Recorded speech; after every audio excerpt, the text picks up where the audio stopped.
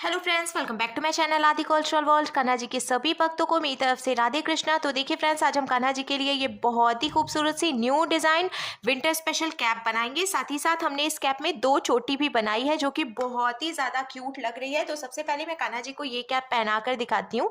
मैंने देखिए यहाँ पे कान्हा जी को ले लिया है और ऐसे हमें ये कैप पहनानी है।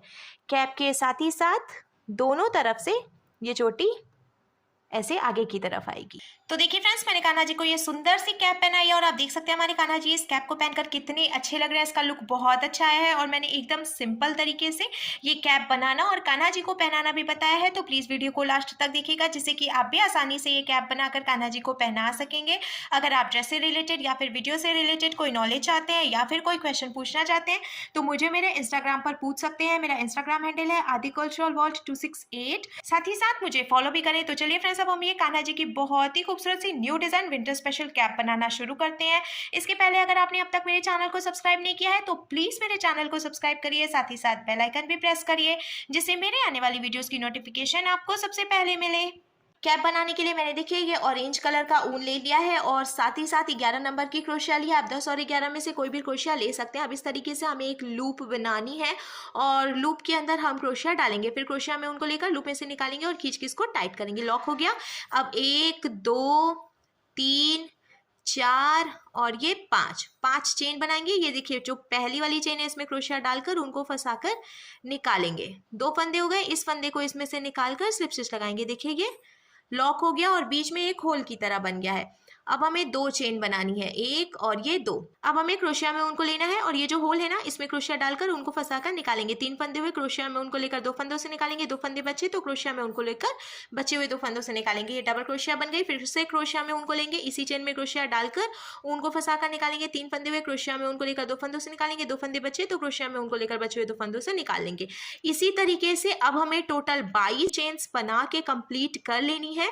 तो देखिए बहुत ही आसान तरीका है ये, इजीली आप इसको बीन पाएंगे। और जैसे जैसे हम डबल क्रोशिया बनाते जाएंगे फिर इसको ऐसे खिसका कर पास में करते जाएंगे जिससे कि आगे भी और डबल क्रोशिया बनाने के लिए जगह बनती जाएगी।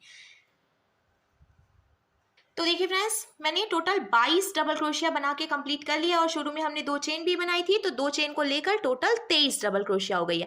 अब ये जो हमने 2 चेन बनाई थी उसकी पहली वाली चेन में हम ऐसे क्रोशिया डालकर उनको फंसाकर निकालेंगे। 2 फंदे हुए, इस फंदे को इसमें से निकालकर स्लिप स्टिच लगाएंगे।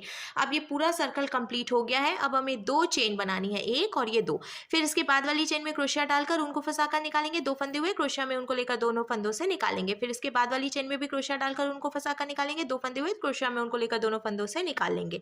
इसी तरीके से हमें हर एक चेन में से एक एक बार सिंगल क्रोशिया बनाते हुए ये पूरी लाइन बीन के कंप्लीट कर लेनी है।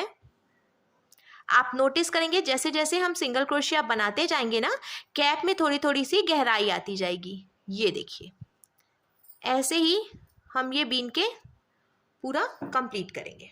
सिंगल क्रोशिया बनाते हुए मैंने देखिए ये पूरी लाइन बीन के कंप्लीट कर ली है और आप देख सकते हैं इसमें गहराई भी आ रही है। तो अब ये जो हमने 2 चेन बनाई थी उसकी पहली वाली चेन में फिर से क्रोशिया डालकर उनको फंसाकर निकालेंगे। 2 फंदे हुए, इस फंदे को इसमें से निकालकर स्लिप स्टिच लगाएंगे। ये पूरा सर्कल कंप्लीट हो गया है। इसी तरीके से हमें फिर से बीनना है। हम 2 चेन बनाएंगे और हर एक चेन में से एक एक बार सिंगल क्रोशिया बनाएंगे। ऐसे ही टोटल हमें 5 से 6 लाइन बीन के कंप्लीट करनी है। इस बात का हम ध्यान रखेंगे। सभी लाइन्स की लास्ट में हमने ये जो 2 चेन बनाई है उसकी पहली वाली चेन में से हमें स्लिप स्टिच लगाकर जॉइंट करना है। तो इसी तरीके से हम 5 से 6 लाइन बीन के कंप्लीट करेंगे और हमें कुछ भी घटाना बढ़ाना नहीं है। सिंपल सी सिंगल क्रोशिया बनाते हुए कंप्लीट करनी है और लास्ट में स्लिप स्टिच लगाकर जॉइंट करना है।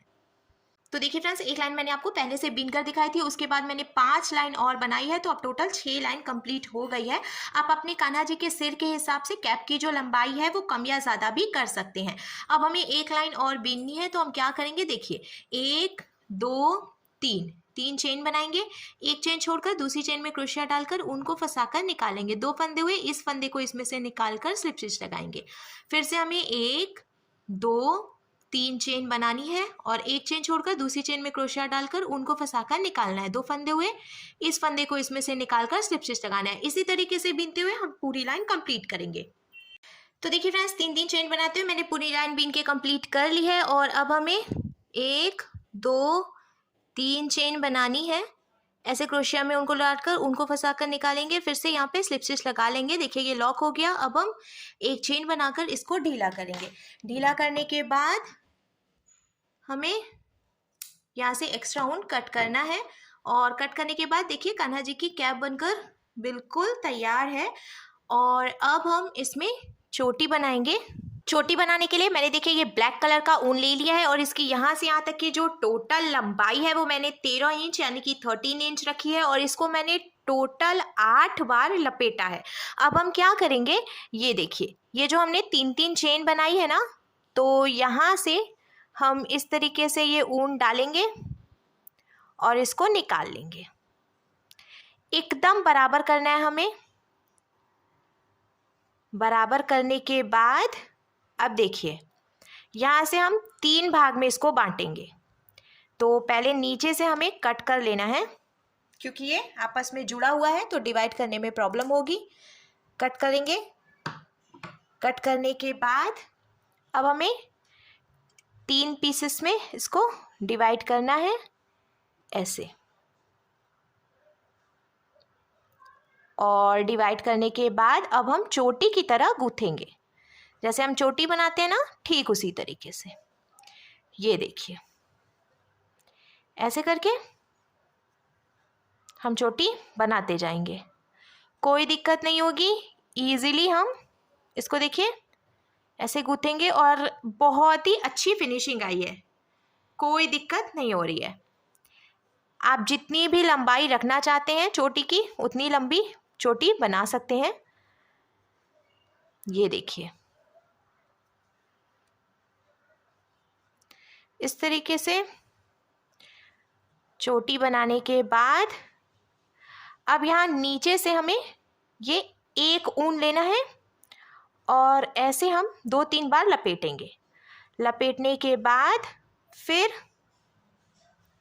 ये एक ऊन लेंगे इधर से भी और नॉट लगाएंगे। 2 नॉट लगाएंगे जिससे कि अच्छे से ये जॉइंट हो जाएगा। नॉट लगाने के बाद अब देखिए फ्रेंड्स नीचे से हम इसको कट करके छोटा करेंगे।